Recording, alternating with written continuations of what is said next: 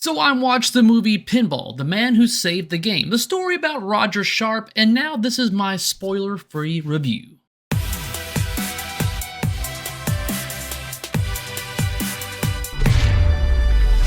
What's up guys, and welcome back to my channel where I talk and do everything pinball. So if that sounds interesting to you, then hit that subscribe button down below. According to the IMDb page, this is a synopsis of the movie.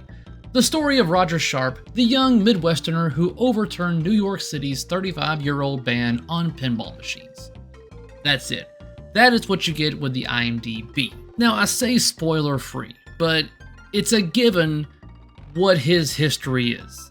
Him being in the courtroom, playing the game, calling the shot, and making the shot to make sure that pinball is saved.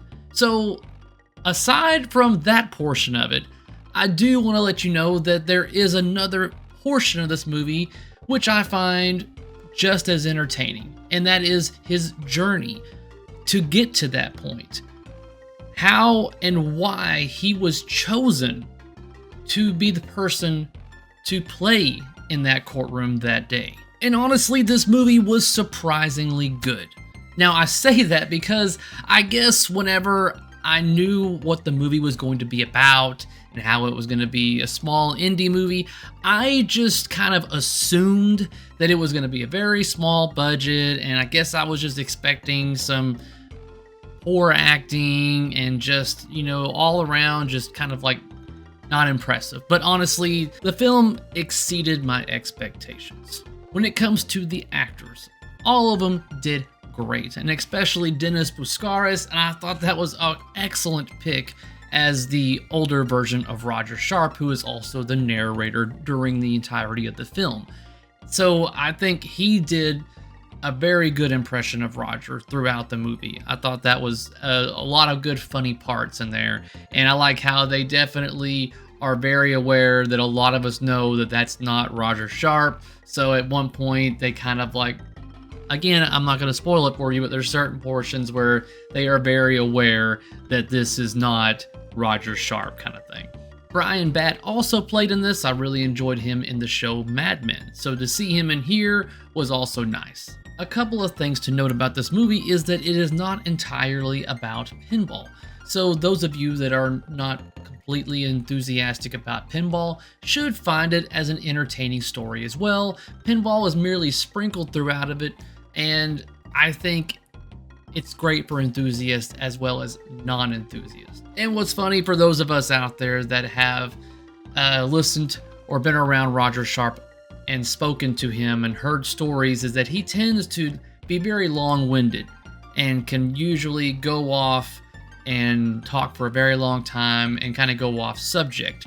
And they poke fun at that a couple of times in this movie because that's what it seems like they're doing. So the like, I guess the directors have to kind of like and stop and like, so are we gonna get back to the pinball and kind of get him back on topic? So I think poking fun at that was pretty funny. There's also a couple of times in the movie where they actually throw a little bit of education out there for those of you out there that are very unfamiliar with pinball machines on why they do what they do and the way the tilt mechanism works, stuff like that. There's just a couple of times, but it's in there. I laughed quite a bit in this movie. It was actually pretty damn humorous. I strongly recommend this movie to all pinball enthusiasts, and I really think for you non-enthusiasts out there that you would enjoy the movie as well and learn a couple of things. Now sadly, if you are unaware of the fact that you were only able to stream this movie for a certain amount of time via a particular website, I will still put a link in the description down below,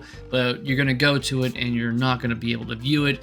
Basically, you would pay for a virtual ticket to watch it, and you had so many days to be able to watch it. So I think it was like $14, and I paid the $14, and I was able to watch the movie. I watched it almost twice. I went through it a couple of times on the second time around just to see if I caught certain little Easter eggs and stuff like that. So aside from the streaming online, I do not know how you're going to be able to watch this movie at this time. I'm hoping that it comes out on Blu-ray, and if it does, I will own it, but I'm hoping that maybe some sort of streaming service picks it up. Anyone Amazon, Hulu, whatever, because I would definitely like the masses out there to get a chance at watching this movie instead of it being a simple link on a website. So that's pretty much it. If and when you can, watch this movie. Have you already seen the movie? If you have, let me know what you think about it in the comments down below. Thumbs up, subscribe button, ding my dong, that way you can be notified of whenever I upload something for your viewing pleasure. And until next time, guys, peace out.